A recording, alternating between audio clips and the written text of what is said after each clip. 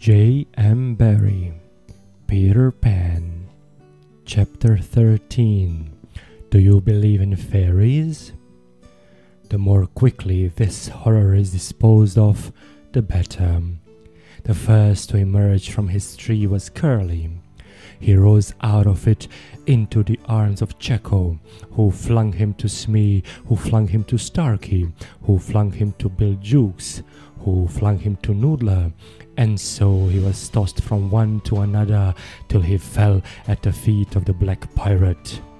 All the boys were plucked from their trees in this ruthless manner, and several of them were in the air at a time, like bales of goods flung from hand to hand. A different treatment was accorded to Wendy, who came last. With ironical politeness, Hook raised his hat to her, and offering her his arm, escorted her to the spot where the others were being gagged. He did it with such an air, he was so frightfully distingué, that she was too fascinated to cry out. She was only a little girl.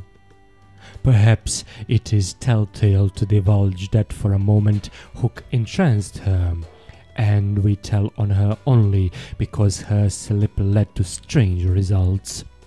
Had she haughtily unhanded him, and we should have loved to write it of her, she would have been hurled through the air like the others, and then Hook would probably not have been present at the tying of the children, and had he not been at the tying, he would not have discovered Slightly's secret, and without a secret he could not presently have made his foul attempt on Peter's life. They were tied to prevent their flying away, doubled up with their knees close to their ears, and for this job the Black Pirate had cut a rope into 9 equal pieces.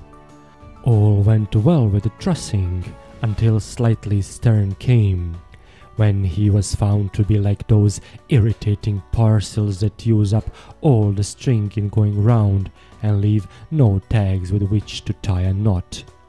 The pirates kicked him in their rage, just as you kick the parcel, though in fairness you should kick the string, and strange to say it was Hook who told them to belay their violence.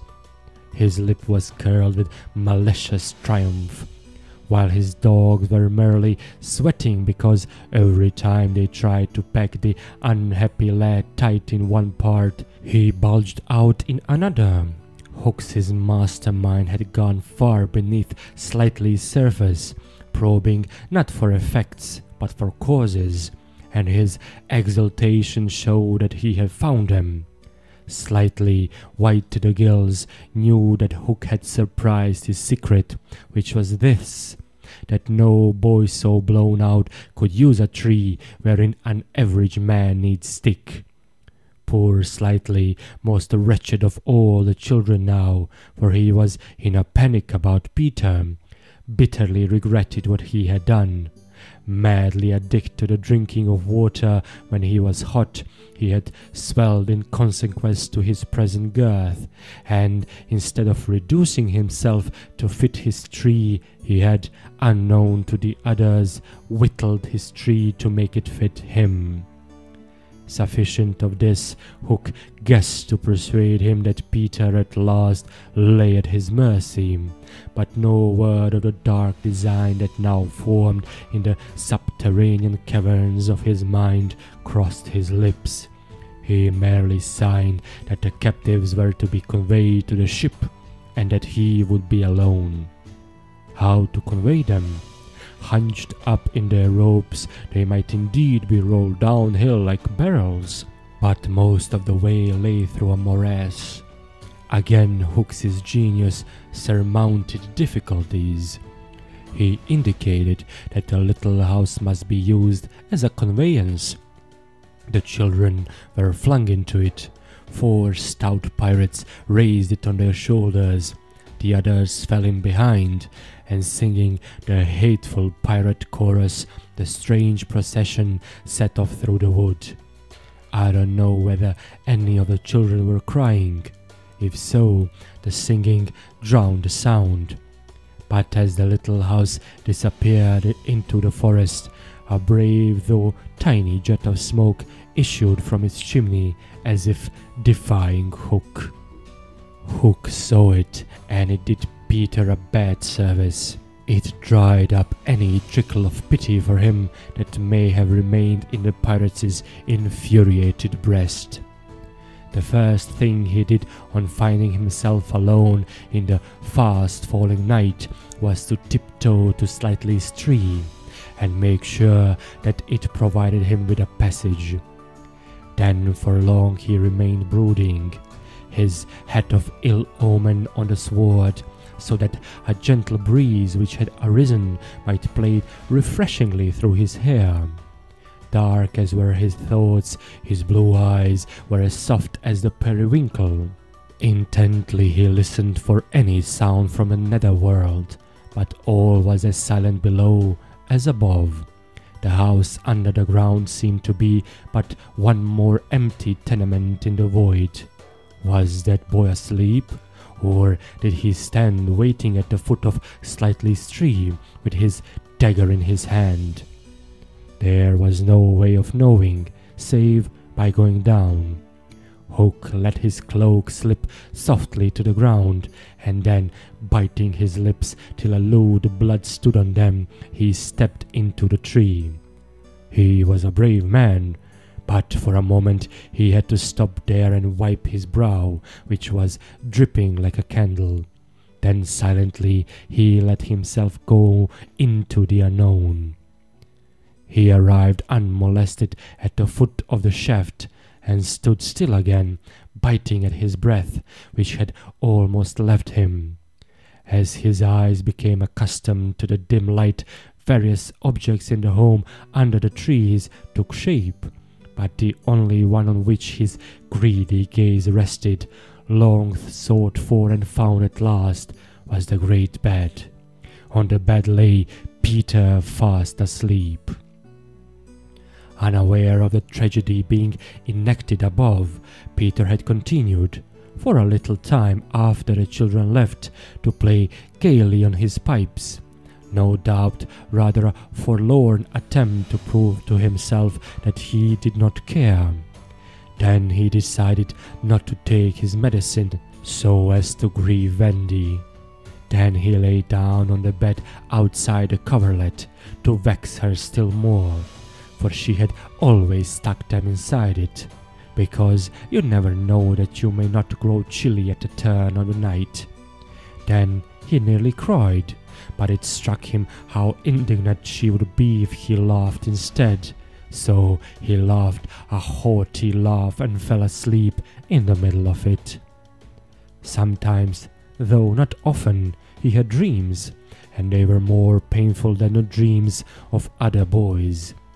For hours he could not be separated from these dreams, though he wailed piteously in them. They had to do, I think, with the riddle of his existence.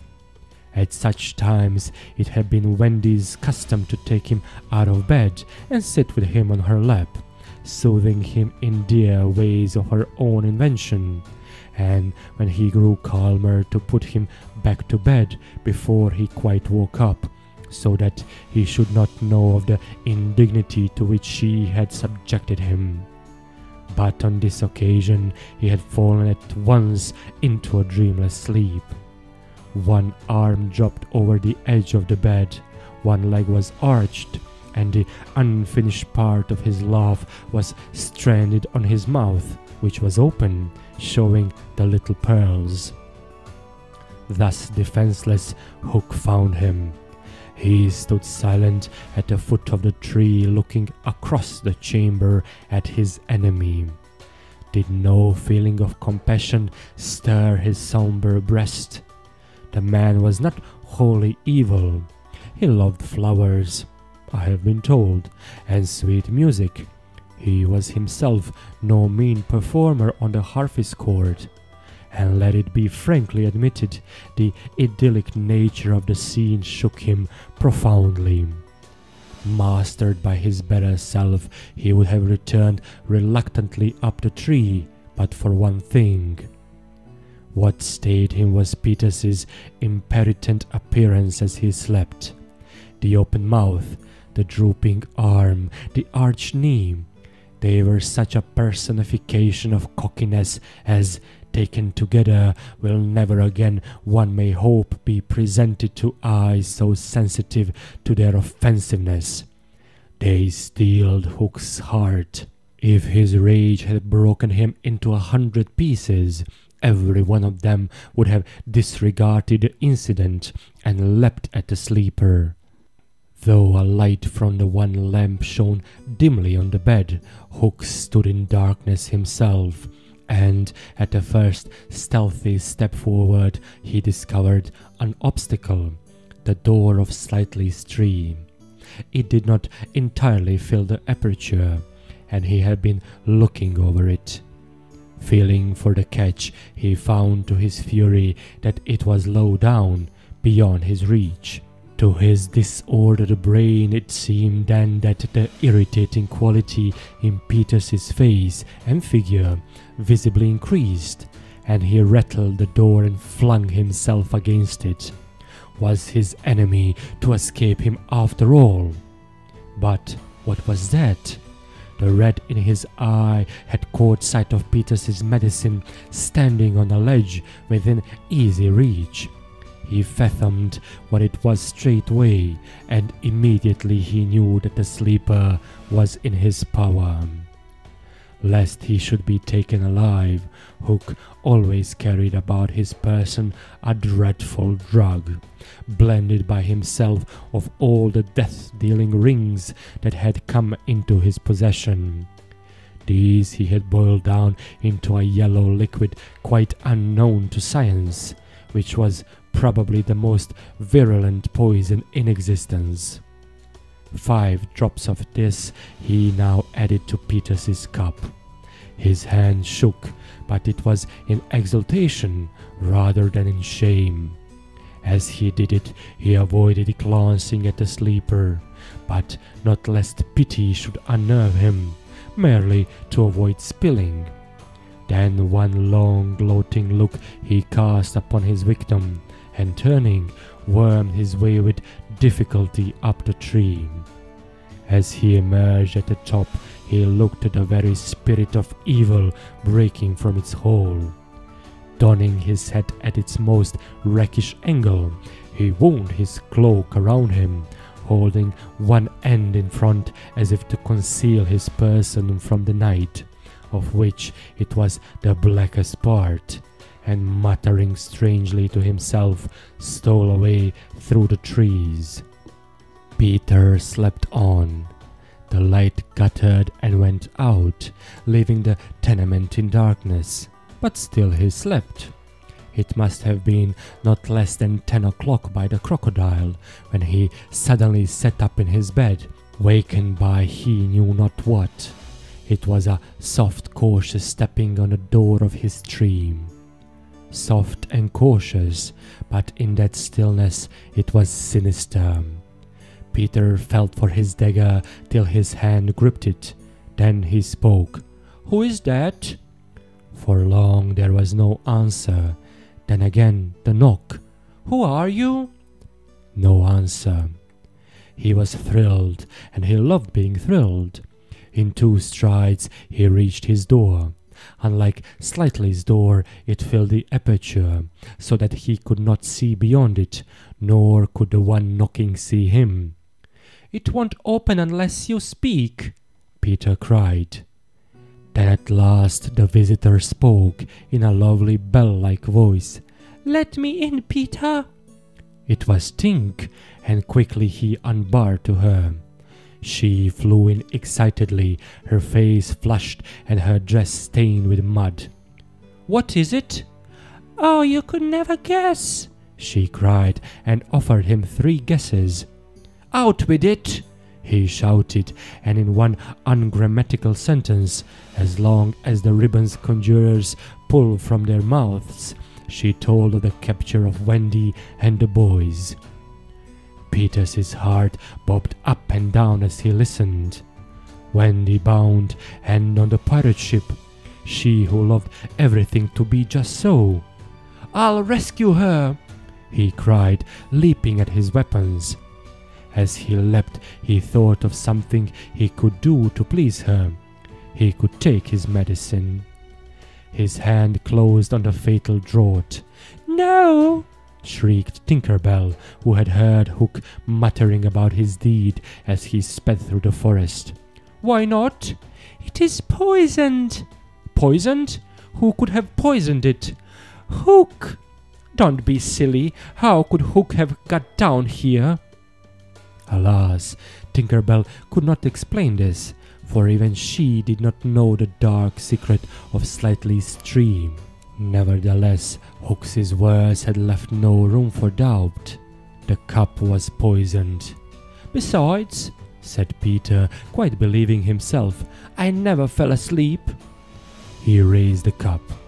No time for words now, time for deeds, and with one of her lightning movements, Tink got between his lips and the draught and drained it to the dregs. "Why, Tink, how dare you drink my medicine?" But she did not answer. Already she was reeling in the air. "What is the matter with you?" cried Peter, suddenly afraid. "It was poisoned, Peter," she told him softly, "and now I'm going to be dead." "Oh, Tink, did you drink it to save me?" "Yes." "But why, Tink?" Her wings would scarcely carry her now, but in reply she alighted on his shoulder and gave his nose a loving bite. She whispered in his ear, "You silly ass," and then, tottering to her chamber, lay down on the bed. His head almost filled the fourth wall of her little room as he knelt near her in distress. Every moment her light was growing fainter, and he knew that if it went out, she would be no more. She liked his tears so much that she put out her beautiful finger and let them run over it. Her voice was so low that at first he could not make out what she said. Then he made it out. She was saying that she thought she could get well again if children believed in fairies. Peter flung out his arms. There were no children there, and it was night time, but he addressed all who might be dreaming of the Neverland, and who were therefore nearer to him than you think. Boys and girls in their nighties, and naked papooses in their baskets hung from trees. "Do you believe?" he cried. Tink sat up in bed almost briskly to listen to her fate. She fancied she heard answers in the affirmative, and then again she wasn't sure. "What do you think?" she asked Peter. "If you believe," he shouted to them, "clap your hands, don't let Tink die." Many clapped, some didn't. A few little beasts hissed. The clapping stopped suddenly, as if countless mothers had rushed to their nurseries to see what on earth was happening. But already Tink was saved. First her voice grew strong, then she popped out of bed. Then she was flashing through the room, more merry and impudent than ever. She never thought of thanking those who believed, but she would have liked to get at the ones who had hissed. "And now to rescue Wendy!" The moon was riding in a cloudy heaven when Peter rose from his tree, begirt with weapons and wearing little else, to set out upon his perilous quest. It was not such a night as he would have chosen. He had hoped to fly, keeping not far from the ground so that nothing unwanted should escape his eyes. But in that fitful light to have flown low would have meant trailing his shadow through the trees, thus disturbing the birds and acquainting a watchful foe that he was astir. He regretted now that he had given the birds of the island such strange names that they are very wild and difficult of approach. There was no other course but to press forward in redskin fashion, at which happily he was an adept. But in what direction? For he could not be sure that the children had been taken to the ship. A slight fall of snow had obliterated all footmarks, and a deathly silence pervaded the island, as if for a space nature stood still in horror of the recent carnage. He had taught the children something of the forest lore that he had himself learned from Tiger Lily and Tinker Bell, and knew that in their dire hour they were not likely to forget it. Slightly, if he had an opportunity, would blaze the trees, for instance. Curly would drop seeds, and Wendy would leave her handkerchief at some important place. But the morning was needed to search for such guidance, and he could not wait. The upper world had called him, but would give no help. The crocodile passed him, but not another living thing, not a sound, not a movement, and yet he knew well that sudden death might be at the next tree, or stalking him from behind. He swore this terrible oath, "Hook or me this time?" Now he crawled forward like a snake, and again erect, he darted across a space on which the moonlight played, one finger on his lip and his dagger at the ready. He was frightfully happy.